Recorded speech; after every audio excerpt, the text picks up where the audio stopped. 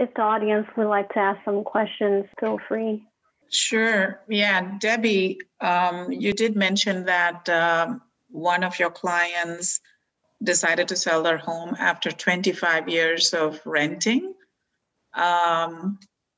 So can you tell us a little bit about the tax implications, if you will? If somebody is renting, it becomes an investment property, and then they list the home with you because they decided to sell. Right. Well, of course, I'm hesitant. I don't give tax advice to any of my clients, and I try and recommend that they go see a tax professional to get that advice. But what they'll end up having to do is recapture depreciation. There'll be some issues that'll be involved in the sale. And if they don't do what's called a 1031 tax deferred exchange, where they can exchange out one rental property for another rental property, which many of my clients do. But if in this case, the Fontainebleau property, they ended up taking cash. They're retired. They want to travel. They want to do some things. And so they're in fact, Indu, she said right away when she gave me the keys to the house on the day of closing, she says, well, now we're on our way to our tax person to see how much money we owe the government. So a lot of folks they're just paying the taxes. And then the tax rate is lowered with this current administration. They've lowered all the taxes, but I don't know how that will affect after the election. So. Mm-hmm. Okay, that's good to know for people who have investment property in Milpitas. Another question I have is, I know Milpitas is a fantastic community. So for people moving in, especially from East Coast, because there are still a lot of tech jobs here in the Valley. In fact, I think tech companies are actually hiring right now. So some of those people moving into Silicon Valley who know nothing about the Bay Area, Milpitas is a fantastic community to raise children. Like you said, the schools are fantastic. What about hospitals? Is there any hospital close by here in this community? On Main Street across from the library, there is a large county medical center. That would be the nearest thing that we have in Milpitas. And we do. Kaiser has some medical offices on South Milpitas Boulevard and also on Calaveras. I know that there's those there. But generally, a large hospital, you need to go into San Jose, Fremont, or Santa Clara for a large, for a hospital institute. We haven't come that far in Milpitas to have its own hospital. All right. That's really good to know.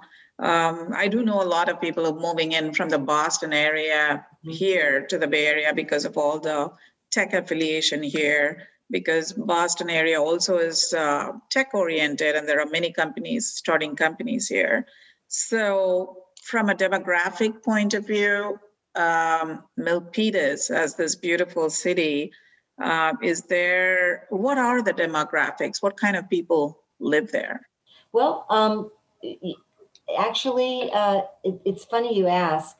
A few years ago, we in Milpitas were listed as the third most diverse community in the whole of the United States.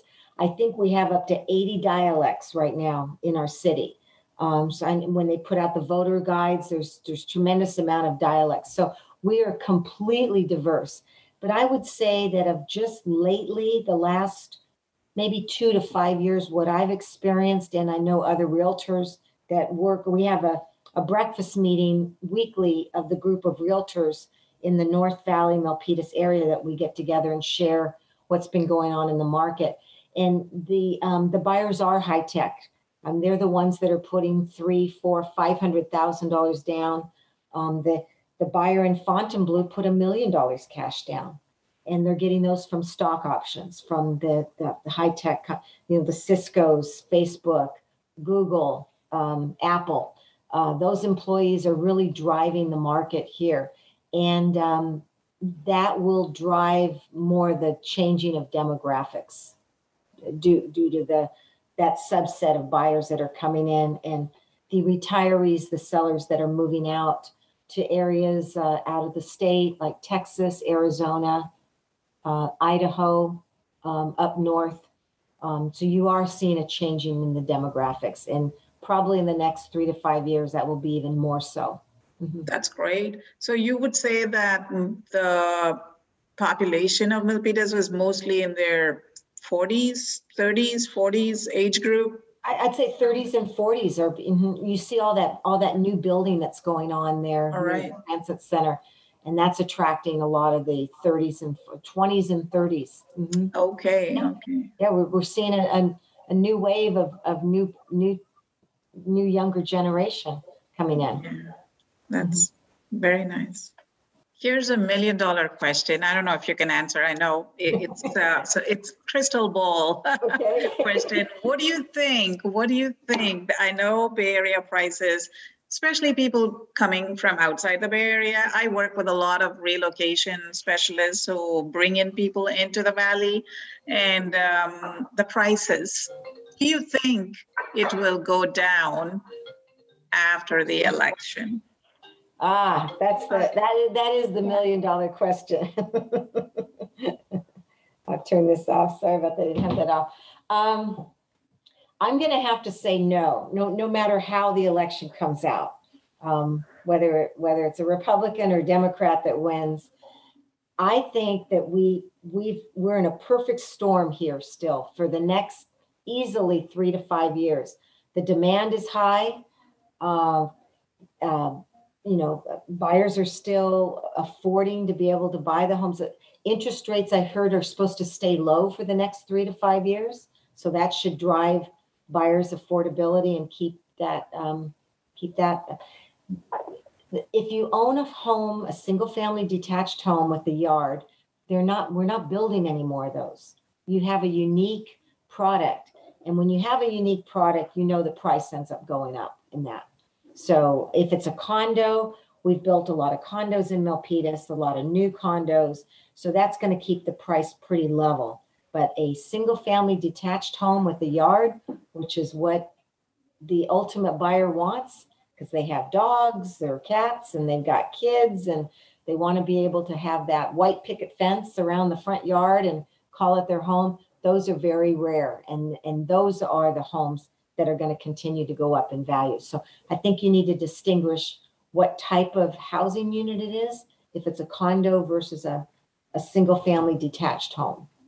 Yeah. All right. Yeah. Great. Good to know. Mm-hmm. And these are all the questions that are prepared for the presentation. And if you have any more questions, feel free to contact Debbie. What's your contact information? Oh, it's 408-858-5771. That's seller text.